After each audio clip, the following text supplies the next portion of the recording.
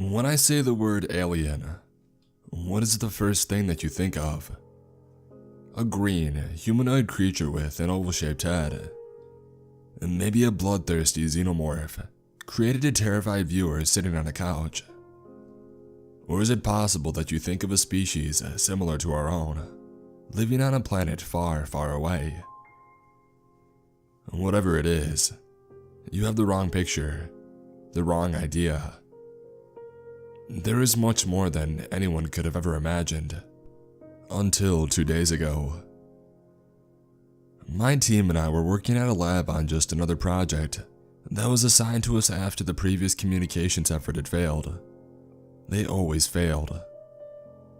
It had been 5 years since I had started at the lab, trying to devise new possible methods of alien communication. 5 years may not seem like an extraordinary amount of time, but since I was only 32 years old, and not getting a single result, a question answered, or seemingly any progress since I was just out of school, it was extremely demoralizing. "Hey Doc, I think one of the circuits are busted in the cube. You mind fixing it?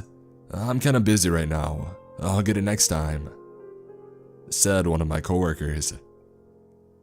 "Yeah, sure, I got it," I said, unenthusiastically. Repairing stuff was always tedious and annoying work. I could do it, but it always put me in a bad mood when something was broken. I got my tools and flashlights and slowly walked into the pitch black 20 by 20 by 20 meter room.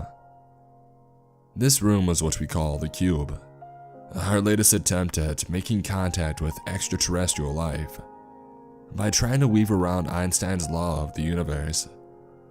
It's a common fact that nothing can go faster than the speed of light. And while the speed of light is extremely fast to humans in our everyday lives, it is an enormous barrier when trying to communicate through the universe. The closest star to Earth is Proxima Centauri, about 4.2 light years away. So hypothetically, if there were living beings that could communicate with us there, it would take about 8.4 years before we received any signal from them. But that's only the closest star. Our own Milky Way galaxy is about 100,000 light years in diameter, and the entire observable universe is about 93 billion light years in diameter. So it was clear that we needed to devise a way to cheat this law. Instead of sending communications across space, we were attempting to communicate through space itself. We tried to warp space in such a way that messages could be broadcasted across the universe instantaneously. To put it simply, this was an extremely hard task with endless challenges and problems. Our equations told us to warp even a minuscule part of space for just minutes. It would take an unbelievable amount of energy. This obviously was not a simple task, even with some of the best minds on the planet. But it would win us a Nobel Prize and an eternal place in the history books of our species. We ran the cube twice earlier in the week for the first time. Most of these simulations worked without problems, but there were still a few kinks we could not work out. Everyone was at their positions, listening to the roar of the cube as it attempted to do the impossible. I continued to watch the monitors, but nothing seemed to happen. It seemed that the readings told us that there was still not enough energy being concentrated to be able to accomplish our achievement. It was disappointing but not expected, as science never works on the first few tries. I popped open the circuit and I started getting to work when I heard a muffled yell. Now, whenever somebody yells in the laboratory, either someone nearly killed themselves or they just found something big. Both cases meant I dropped all my equipment and sprinted to see what the cause was. I swear it was right there. Something came up on the monitor, seriously. It looked for a second like, he trailed off. "Like?" I screamed. Everybody now faced my incredulously desperate face. "Doctor, I think I got a ping." I quickly took over his position and started to check the logs of what the computer had been reading. I felt the eyes of all my coworkers staring at my back, thoughts flying through our head. But as I kept looking, it was the same static that we had been picking up since the project was started. Nothing out of the ordinary. How is that possible when we haven't even turned it on yet? Are you sure that you saw something? I pressed.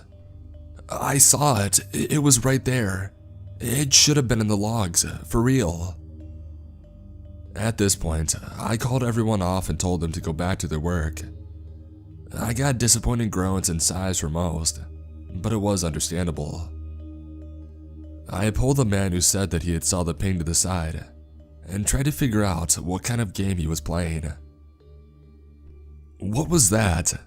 Seriously? Are you having hallucinations or what? Sorry, I'm really sorry. I swear that I got a ping. I don't know what happened. Okay, just next time, try not to interrupt anyone, right? Yeah, sorry about that, Doc. But I seriously swear that I saw it.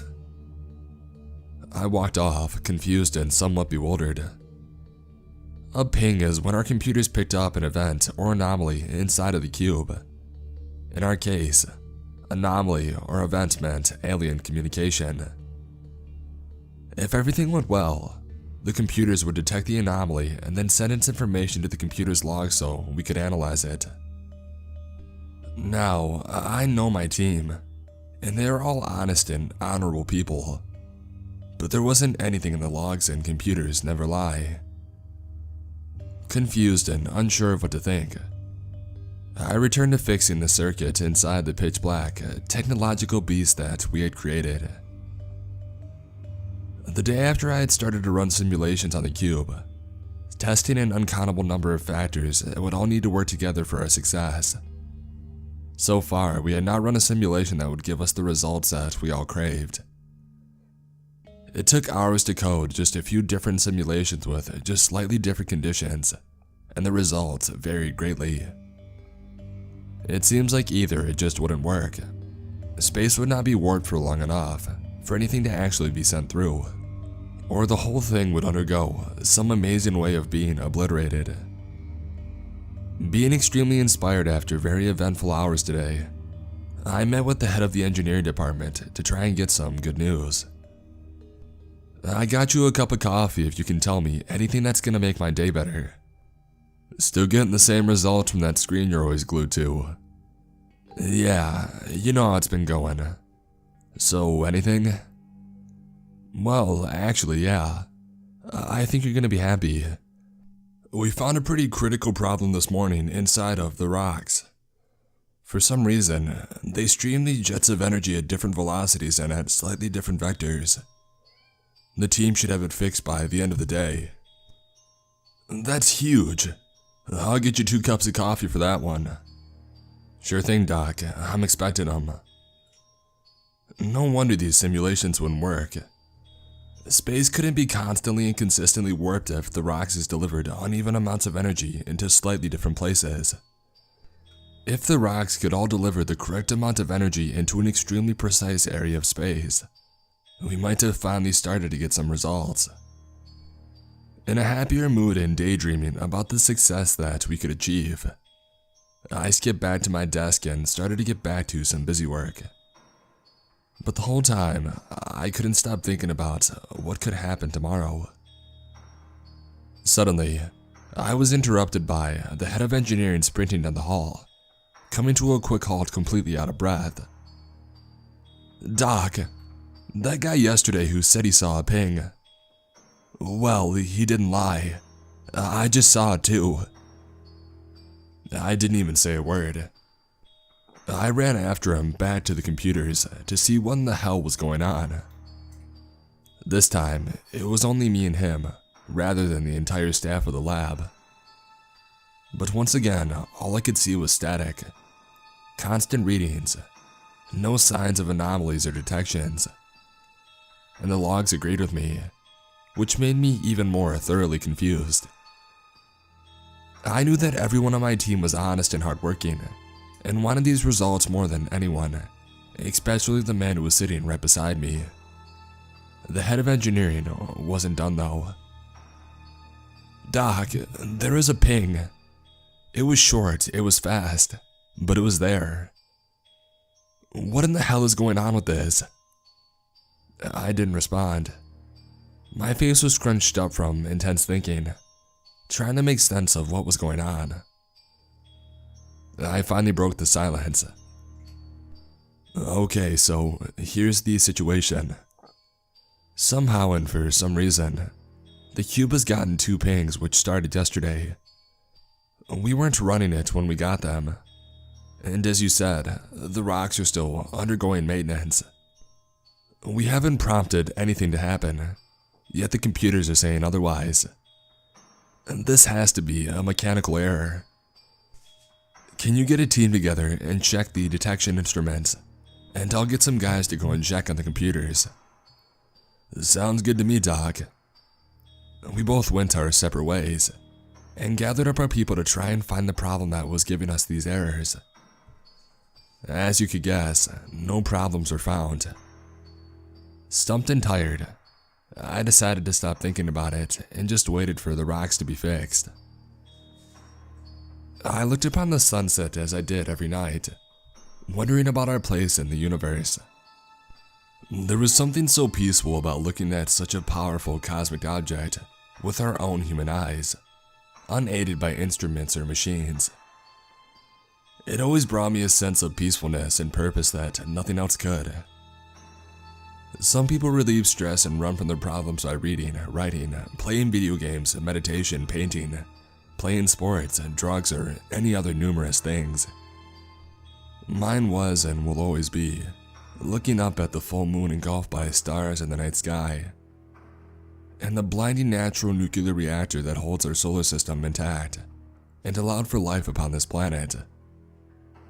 I felt something was off and I turned around to see an employee standing behind me.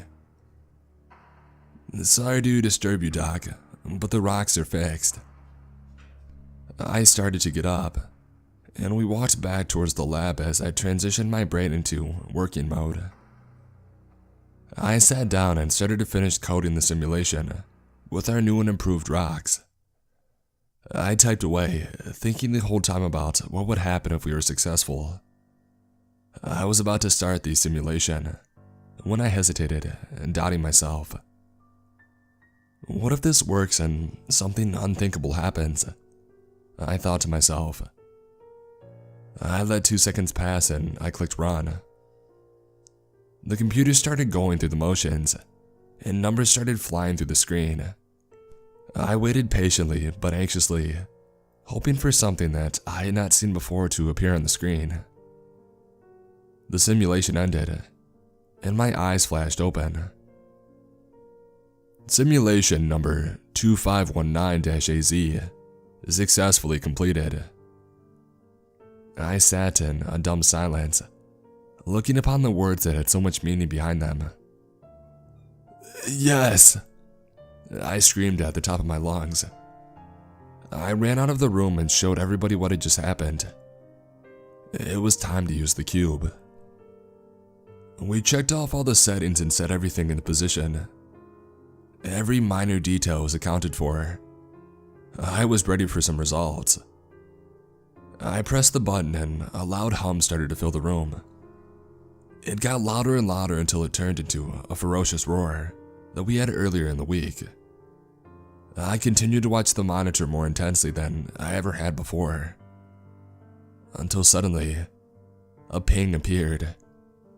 But the ping was not alone this time. The log started to fill, but not in the way that I was expecting. There were no crazy symbols, numbers, or frequencies that we would need to decipher with the team. It was in English. It read, "You are the last species that remain in the non-habitable zone. If you warp space for much longer, you will find out why." Shaking, I rapidly typed a reply to send through the cube that said, "Who are you? Where are you? What is the non-habitable zone? Why are we the last species? What else can you say? Oddly, the logs filled instantly after I sent the message. It is too late. The Darks are already on their way.